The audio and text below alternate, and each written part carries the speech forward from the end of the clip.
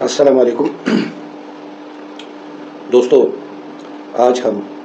قرآن پاک کی سورہ بقرہ کی آیت نمبر 238 یعنی 238 اس کا ہم لفظی ترجمہ کریں گے، اور اس کے ساتھ ہی آیت نمبر 239 بھی ہے، تو ہم ان دونوں آیات کا ترجمہ بھی کریں گے انشاءاللہ، اور تھوڑی سی اس پہ بات کریں گے۔ تو چلو دوستو شروع کرتے ہیں۔ بسم اللہ الرحمن الرحیم، اللہ کے نام سے شروع کرتا ہوں جو بڑا مہربان ہے، نہایت رحم والا ہے۔ حافظوا علی الصلوات، حفاظت کرو نمازوں کی، والصلاۃ الوسطی، اور درمیانی نماز کی، وقوموا للہ قانتین، اور کھڑے رہو اللہ کے لیے فرمان بردار بن کر، یعنی اس کا حکم ماننے والے بن کر اس کے آگے کھڑے رہو۔ فَإِنْ خِفْتُمْ،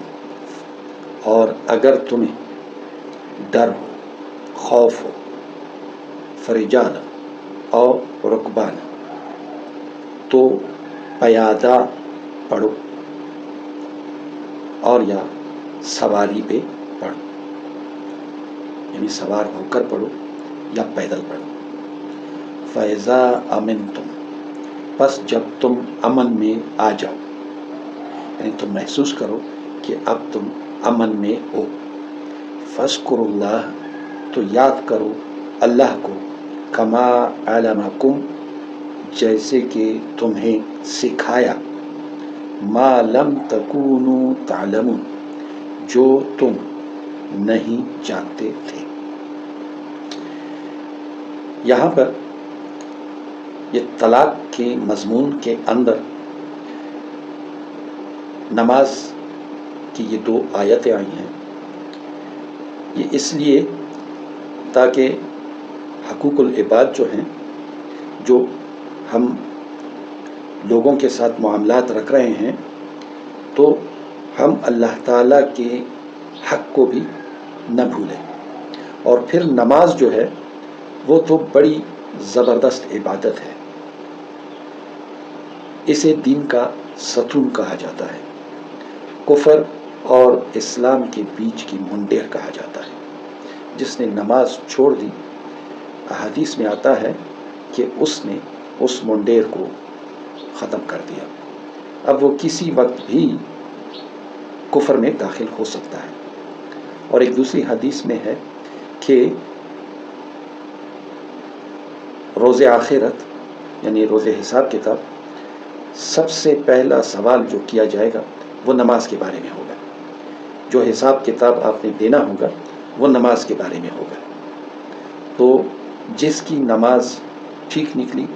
تو اس کے سارے اعمال ٹھیک ہوں گے، اور اگر جس کی نماز میں گڑبڑ آئی تو اس کے سارے اعمال میں گڑبڑ ہی گڑبڑ آئے گی۔ تو دوستو، یہاں پہ تلقین کی گئی ہے مسلمانوں سے، یہ تلقین کی گئی ہے، یعنی یہ انہیں نصیحت کی گئی ہے، یہ حکم دیا گیا ہے، حافظوا علی الصلوات، اپنے نمازوں کی حفاظت کرو، والصلاۃ الوسطی، اور درمیانی نماز کی، خاص کر درمیانی نماز کی، یعنی دو نمازیں صبح کی، دن کی جو ہے، ایک فجر کی ہے، ایک ظہر کی ہے، درمیان میں پھر عصر کی نماز ہے، اور پھر دو ٹھنڈی نمازیں ہیں، وہ مغرب کی ہے اور عشاء کی ہے۔ یہ جو عصر کی نماز ہے، اس میں لوگ، یہ ان کے لیے بڑی بھاری ہو جاتی ہے، کیونکہ دنیاوی کام اتنے زیادہ پڑاتے ہیں، یا پھر ملنے ملانے کے لیے بھی لوگ مل جاتے ہیں، یا پھر کاروبار میں ایسا ہوتا ہے کہ یہ بالکل پیک پہ ہوتا ہے کاروبار، تو جو بھی ہے یہ نماز بہت بھاری ہے، تو اس نماز کی خاص حفاظت کرو۔ اور دوسری بات یہ ہے کہ اس نماز میں اور فجر کی نماز میں یہ تازہ دم فرشتے آتے ہیں دونوں کندھوں پہ، جو حساب کتاب کرام کاتبین جیسے کہتے ہیں، وہ آتے ہیں، اور صلاۃ الفجر کے ٹائم پہ اور صلاۃ العصر کے ٹائم پہ، تو حساب کتاب جن کی ڈیوٹی ختم ہوتی ہے وہ اپنا کھاتا لے جاتے ہیں اوپر جمع کرنے کے لیے۔ تو اس نماز کے وقت اور فجر کی نماز کے وقت یہ ضروری ہے کہ جب ہمارا کھاتا اوپر داخل دفتر ہو، تو ہمیں نماز کی حالت میں پایا جائے، یعنی لکھا جائے کہ وہ نماز پڑھ رہا تھا یا پڑھ رہا ہے۔ تو آگے پھر حکم ہے کہ اللہ تعالیٰ کے سامنے فرمان بردار بن کر کھڑے رہو، یعنی ادھر ادھر کی باتیں نہیں کرو نماز میں، ادھر ادھر کی حرکتیں نہیں کرو نماز میں، بس ایسے سمجھو کہ اللہ تعالیٰ آپ کے سامنے ہے اور تم اس کے سامنے کھڑے ہو۔ تو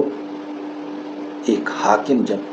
اور حاکم بھی ایسا جو احکم الحاکمین ہے، وہ آپ کے سامنے ہے، تو آپ نے کس انداز میں کھڑا ہونا ہے اس کے سامنے ذرا غور کیجئے۔ تو اس سے بھی زیادہ ادب کے ساتھ ہم اللہ تعالیٰ کے سامنے کھڑے رہیں، اور پھر نماز جو ہے وہ کسی بھی حالت میں چھوڑنی نہیں ہے۔ فَإِنْ خِفْتُمْ فَرِجَالًا أَوْ رُكْبَانًا، اور اگر تمہیں کوئی خوف لاحق ہے، یعنی کوئی دشمنی ہے، کوئی جنگ ہے، یا اور بھی ایسا جان کا خطرہ ہے، تو آپ پیادہ پا آپ نماز پڑھ لو، یا پھر سواری پہ پڑھ لو، اشاروں میں پڑھ لو،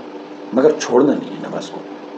فَإِذَا أَمِنْتُمْ، پس جب تم امن میں آ جاؤ، تمہیں یہ محسوس ہو کہ اب میں امن میں ہوں، تو پھر فَاذْكُرُوا اللَّهَ، تو پھر اللہ کو یاد کرو، یعنی نماز پڑھو اس طریقے سے کما علمکم، جیسا کہ تمہیں سکھایا گیا ہے، ما لم تکونوا تعلمون، جو طریقہ تم نہیں جانتے تھے، یعنی حضرت محمد صلی اللہ علیہ وآلہ وسلم نے جس طریقے سے نماز پڑھنی سکھائی ہے اس طریقے سے پڑھیں۔ کل تک کے لیے اجازت دیجیے، اللہ حافظ۔